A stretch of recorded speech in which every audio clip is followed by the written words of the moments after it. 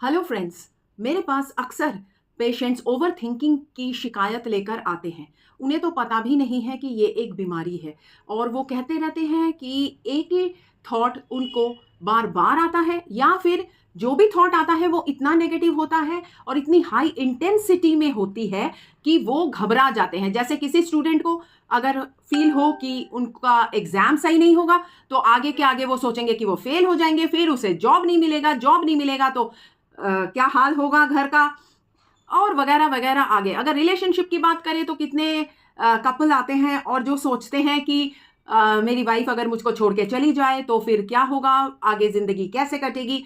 और इस तरह से नेगेटिव सोच की एक श्रृंखला बनती चली जाती है उनके दिमाग में। उनका दिमाग कभी भी खाली या रिलैक्स्ड होता ही नहीं है और इसका इम्पैक्ट शरीर पे भी पड़ता है। फिजियोलॉजिकली भी ये लोग कभी भी रिलैक्स्ड नहीं रह सकते हैं।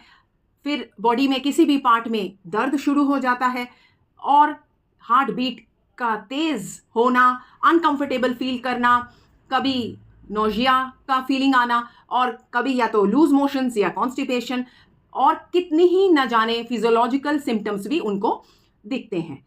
और इस तरह से उनकी एक अच्छी खासी जिंदगी दुर्भर हो जाती है इस एक ओवर थिंकिंग के कारण।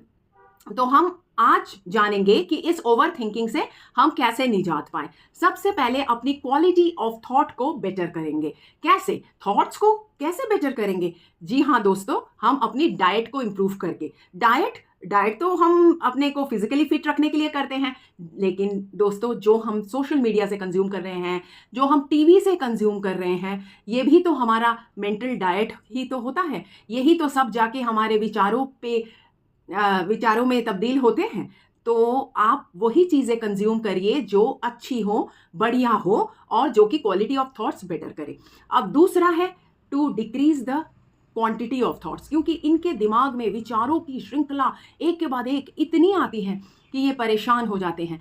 इसको रोकने के लिए आपको फिजिकल एक्सरसाइज करनी होगी। जी हाँ दोस्तों, जितना फिजिकली इंसान एनर्जी को कंज्यूम करेगा उसकी मेंटल एनर्जी फिर थोड़ा रिलैक्स होना शुरू हो जाएगी।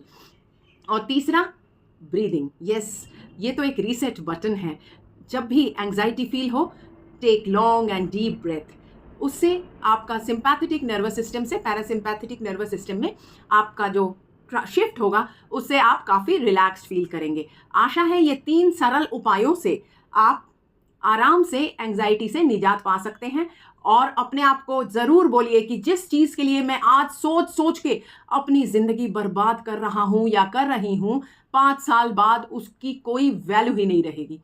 तो क्यों मैं अपनी ज़िंदगी को ख़राब करूँ इन चीज़ों को सोच सोच के और अपने दिमाग को टेंस करके।